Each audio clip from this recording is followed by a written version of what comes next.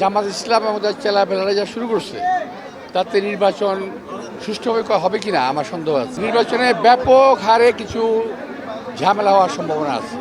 Election engineering এর ব্যাপারে আপনি একটা মার্কেটে ব্যবসায়ী সমিতির সাথে কথা বলেছেন। আপনারা এই ইলেকশন ইঞ্জিনিয়ারিং প্রতিরোধে কি কি ব্যবস্থা গ্রহণ করছেন? ইলেকশন ইঞ্জিনিয়ারিং প্রতিরোধে আমাদের জনগণ আমাদের প্রতিরোধের হাতিয়ার। জনগণের বাইরে আমরা কিছু করার নেই। ইলেকশন ইঞ্জিনিয়ারিংটা ইটস ভেরি ডিফিকাল্ট থিং। এটা ভিতরে ভিতরে কী করে ফেলবে এটা বলা খুব মুশকিল।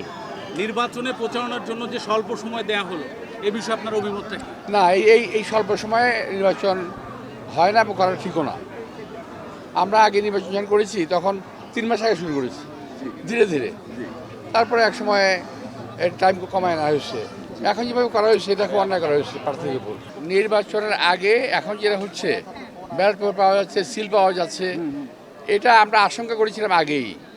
আমরা এখন দেখছি যে আমাদের আশঙ্কাটা সত্যি হচ্ছে।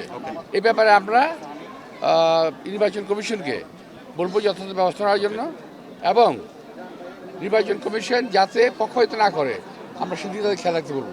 দলীয়ভাবে কোনো পদক্ষেপ নেবেন কিনা এই বিষয়ে? সেটা আমি বলতে পারবো না, এটা আমি আমাদের নীতি নির্ধারণী সভা যখন হবে তখন বলতে পারবো। আমাদের নির্বাচনে গণ্ডগোল হবে বলে আমি কোনো ধারণা বিশ্বাস করি না। আমাদের নেতা কর্মীরা গণ্ডগোল করবে না। আমরা চাই সুষ্ঠু একটা ভোট হোক। প্রতিপক্ষ যদি কিছু করতে চায়, ওরা আইন প্রয়োগকারী সংস্থা দেখবে, এটা আমাদের দেখার বিষয় না।